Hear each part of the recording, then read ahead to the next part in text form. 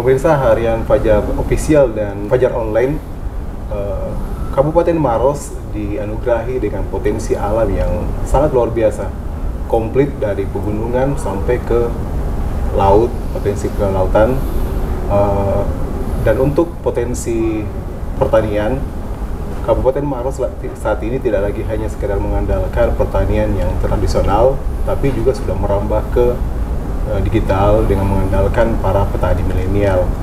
Pemerintah Kabupaten Maros memiliki program petani milenial dengan melibatkan para pemuda. Seperti apa program petani milenial itu? Saat ini kita sudah bersama dengan Bupati Maros, Bapak Hadir Sam, untuk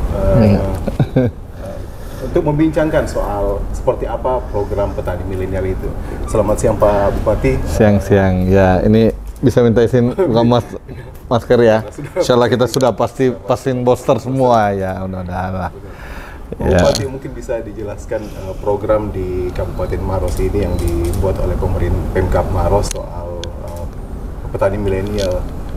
Bisa dijelaskan Pak, seperti apa program petani milenial itu Pak? Ya, alhamdulillah. Jadi kami pemerintah Kabupaten Maros ini mengucapkan terima kasih kepada Kementerian Pertanian Republik Indonesia, di mana dia juga menjalankan program dan memilih Kabupaten Maros salah satunya sebagai program untuk menciptakan petani-petani milenial lewat program YES. Ya, namanya program YES, ya, pemuda tani. Dan ini sebenarnya sejalan dengan visi misi kami. Saya bersama Ibu Wakil Bupati punya visi misi dan program, di mana kita program malah yang pertama, kita berharap Kabupaten Maros bisa membuat atau menciptakan potensi lapangan pekerjaan 20.000 buat para generasi muda kita, masyarakat kita.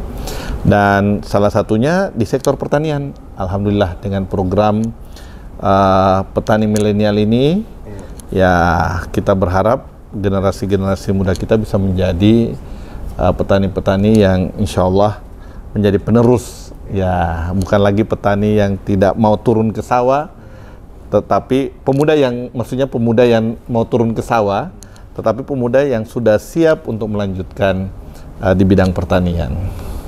Selama ini Pak Bupati bahwa ada sikap gengsi lah untuk kembali ke sawah. Ya. Nah, kira-kira bagaimana caranya merangsang para generasi milenial ini untuk bisa kembali ke sawah? Apakah mungkin dengan penerapan teknologi pertanian atau seperti apa modelnya ini Pak?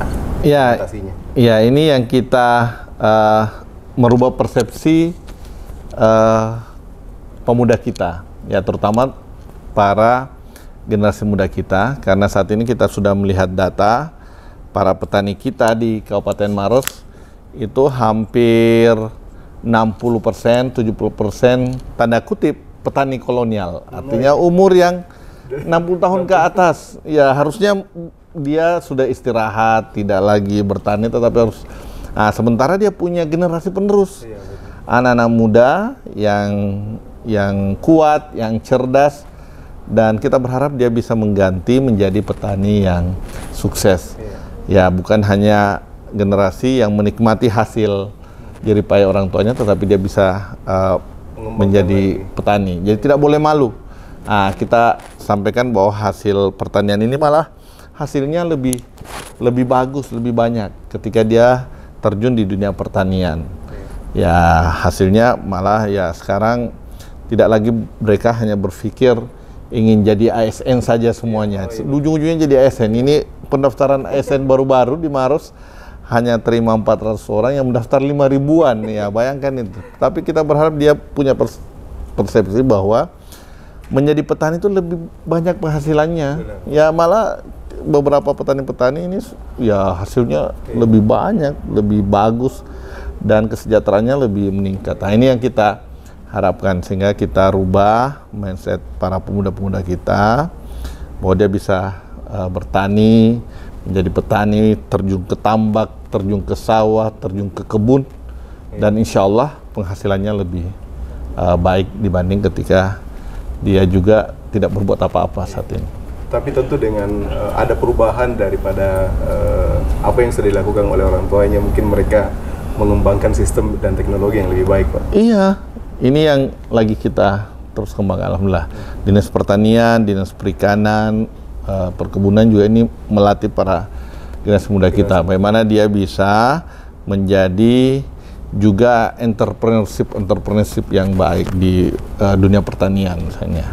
Jadi dia dilatih, ya kalau dulu mungkin penggunaan pupuk dan pestisida sangat besar digunakan oleh para petani kita. Nah sekarang ya mungkin ada teknologi-teknologi yang lebih sedikit lagi yang digunakan oleh para petani. Begitupun juga pemanfaatan teknologi-teknologi yang bisa menghasilkan hasil yang lebih tinggi dibanding ketika ya mungkin tanamannya masih tradisional lah. Dan juga pilihan-pilihannya. Ya sekarang kalau misalnya kita berkebun, menanam, ya nanam jagung, nanam porang, nanam berbagai komoditi yang mungkin dibutuhkan oleh pasar. Ya kami punya di Malawa ada yang sukses persoalan jahe ya jahe merah, kemudian ada ada kami punya kopi Malawa. Ini juga ternyata hasilnya lebih besar saat ini, dan inilah harapan kita, semoga ya para generasi muda kita bisa terlibat di dunia pertanian. Jangan gengsi lagi. Ini selama ini kan pemuda kita biasa ada gengsi, enggak mau terjun di pertanian ini, biar orang tua saja. Ini yang rawan.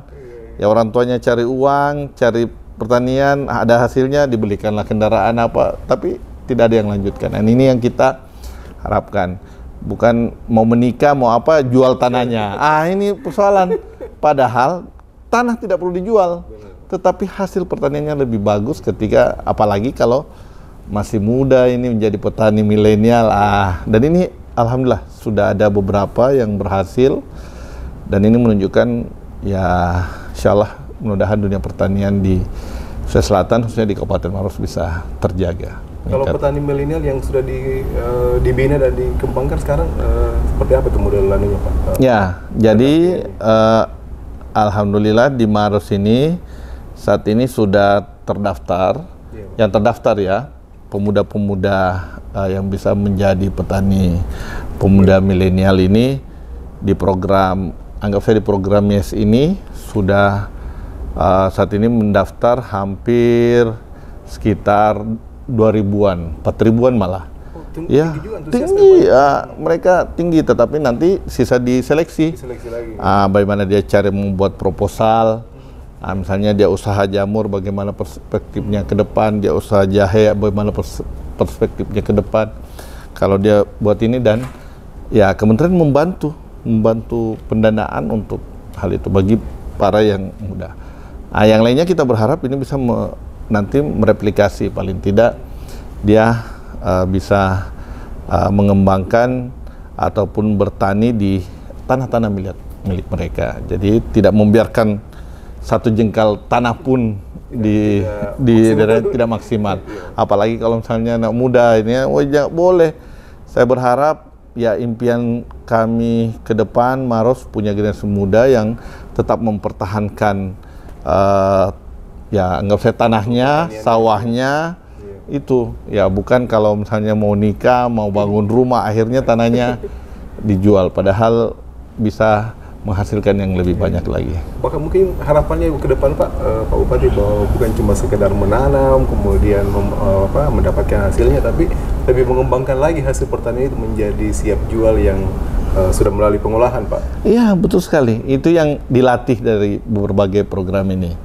Jadi kita sudah punya kemasan, misalnya kita ada jahe. Jahe ada misalnya di UMKM kita yang berhasil, jahe Cika itu sudah masuk, malah merambah masuk di toko-toko modern sampai kemana. Ini sekarang kan dunia digital, bisa online. Ada juga kopi Malawa kita, jahenya, ada jamur, ya ada olahan ikan di Bontoa dan beberapa jenis, itu sudah bagus. Saat ini memang yang kita bantu, alhamdulillah pemerintah Kabupaten Maros baru-baru ini bulan lalu itu sudah keliling di 14 kecamatan melakukan namanya Festival UMKM. Kita mendata potensi-potensi UMKM yang ada di Maros, mendata pemuda-pemuda milenial kita yang terjun di UMKM dan di pertanian, apa sebenarnya kekurangannya. Misalnya tadi yang disampaikan bahwa produknya, kemasannya harus dipercantik. Kita harus latih. Sini, alhamdulillah Kabupaten Maros sudah punya rumah kemasan. Nanti rumah kemasan yang akan memberikan upgrade mereka. Ini, jangan hanya sekedar jual saja langsung. Asal mentahnya tadi langsung. Padahal kalau ketika diolah, itu alhamdulillah sudah lebih tinggi nilainya. Tahun ini Kabupaten Maros akan membangun sentra industri gula aren di Tompo Bulu. Ya, kita harap nanti kalau gulanya bukan hanya gelondongan kita jual harganya 5.000, padahal ketika dia diolah dengan baik jadi gula semut, dipercantik kemasannya, nilai jualnya lebih tinggi. Seperti itu yang kita harapkan. Gula aren itu Pak ketika sudah masuk di coffee shop yang mewah, betul, betul. Ini yang tidak, ini sudah dimasak seharian, bener, malah harganya ya masih sangat rendah. Ya gitu. Ini yang salah satu contohnya. Dan insya Allah kita akan lihat potensi setiap kecamatan, apa yang potensinya yang bagus, ini yang kita akan kembangkan. Pak, pemerintah kan sekarang juga sedang menggalakkan ekspor, baik hasil pertanian. Nah, kira-kira apakah juga akan ke sana arahnya supaya bisa lebih tinggi lagi nilainya, Pak? Betul. Jadi untuk ekspor kenapa tidak? Ya, kenapa tidak? Maros ini punya potensi, alhamdulillah dari Allah ini sungguh luar biasa. Kami ini punya beberapa ruko di pinggir jalan itu. Semuanya sudah jadi gudang. Bilang apa nih? Ini menampung mereka dari daerah. Ini mau diekspor. Iya, diekspor dia gudang di sini. Saya bilang ya kalau orang luar saja menampung di sini, kenapa tidak kami dari Maros ini tidak perlu lagi dekat dari bandara, dekat dari pelabuhan yang insya Allah kita akan mendukung sistem ekspor itu. Ya ini harapan ke depan insya Allah.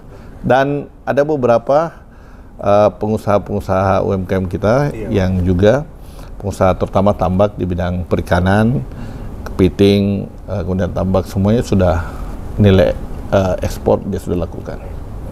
Itu tadi potensi Maros dari bidang pertanian.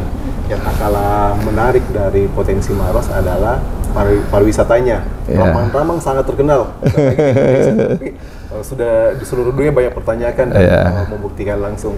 Pak, untuk pariwisata sekarang sudah dibuka keran untuk berkunjung lebih besar lagi. Nah, kira-kira kesiapan Maros Pak untuk membuka lebih banyak lagi potensi pariwisatanya seperti apa Pak? Ya, makasih. Jadi saat ini memang pemerintah Kabupaten Maros juga lagi konsen mengutamakan pembangunan di sektor pariwisata. Karena kami menilai sektor pariwisata ini menjadi sektor yang kita harapkan bisa meningkatkan pendapatan masyarakat, sekaligus kita jaga lingkungan. Ya, kita jaga lingkungan kita dengan pariwisata. Ya, alhamdulillah tahun lalu Kabupaten Maros adalah kabupaten yang terbanyak mengikutkan desa wisata lomba di IDWI untuk desa wisata Indonesia, dan alhamdulillah ada 25 desa wisata. Saat ini sudah dibuka lagi pendaftaran untuk tahun ini, dan saya dapat informasi dari Dinas Pariwisata ini sudah sampai hampir 50-an desa wisata yang punya potensi mendaftar di ikut perlombaan desa wisata. Apa artinya bahwa Kabupaten Maros punya potensi yang besar terhadap pariwisata. Dan kita bersyukur kita punya Bantimurung yang sudah lama terkenal, Ramang-Ramang yang menjadi geopark Maros Pangkep, yang kita berdoa semua semoga insya Allah Ramang-Ramang menjadi warisan dunia UNESCO, dan beberapa potensi-potensi desa-desa wisata. Saya selalu katakan, kalau kerja di Makassar, tetapi kalau mau nyantai-nyantai ke Maros. Santainya di Maros, tapi insya Allah ini karena wisatanya. Kalau misalnya kalau di Jakarta kan, Jakarta pusat kota, Kalau bekerjanya, tapi kalau mau istirahat, nyantai-nyantai ke Bogor, ke Puncak. Nanti nih, ayo ke Maros. Aisyah semua Sesuai ada. dengan tagline-nya itu, Pak. Wah, ayo ke Maros. Pak, dengan melihat tadi bahwa semakin banyak desa wisata yang mendaftarkan diri, Pak. Ini kalau saya melihatnya bahwa masyarakat di Maros semakin sadar wisata, Pak ya. Bahwa mereka mau mengembangkan desanya menjadi desa wisata yang berpotensi mendatangkan banyak orang. Tidak seperti itu, apakah seperti itu, Pak ya? Iya, alhamdulillah. Kami sangat senang ini karena beberapa desa ataupun masyarakat kita sudah mulai sadar pentingnya wisata. Jadi memang stakeholder pariwisata ya semuanya ini harus kita ciptakan. Ya lingkungan pariwisata harus kita ciptakan. Bagaimana masyarakat ini melihat potensi daerahnya bahwa ini potensi wisata yang baik dan kita jaga di situ. Jadi dan mereka juga sadar bahwa ternyata pariwisata ini punya efek yang luar biasa untuk peningkatan kesejahteraan.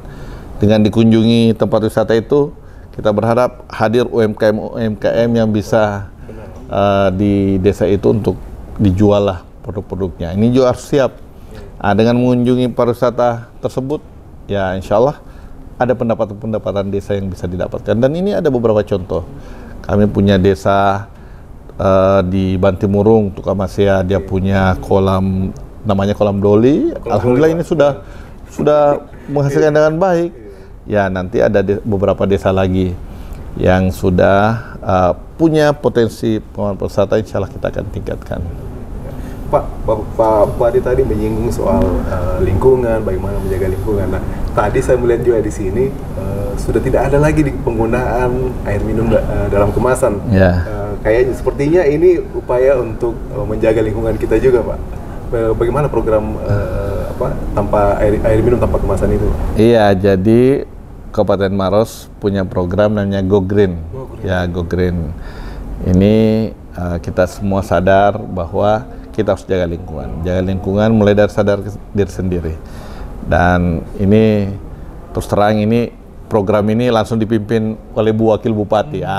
Wakil Bupati saya ini sangat konsen juga untuk Go Green. Ya, bagi yang tidak menyadari pentingnya Go Green, biasa disadarkan oleh Ibu Wakil Bupati kita. Nah, insya Allah mudah-mudahan ini semuanya bisa secara perlahan semuanya sadar. Dan alhamdulillah juga tahun ini Kabupaten Maros ada dapat namanya program TAKE, itu transfer anggaran untuk ekologi. Jadi gunanya supaya pemerintah desa sampai level desa ini bisa sadar dan bisa menganggarkan pentingnya menjaga lingkungan hidup, terutama persoalan lingkungan dan juga persoalan persampahan. Ini tahun ini akan dilakukan. Baik. Terima kasih banyak, Pak. Makasih lah, Pak Jarno. Kita sudah banyak soal program pemerintah Kabupaten Maros, Insyaallah. Khususnya program Pak Bupati dan Ibu Wakil Bupati terkait pengembangan Kabupaten Maros. Ya, makasih. Ya.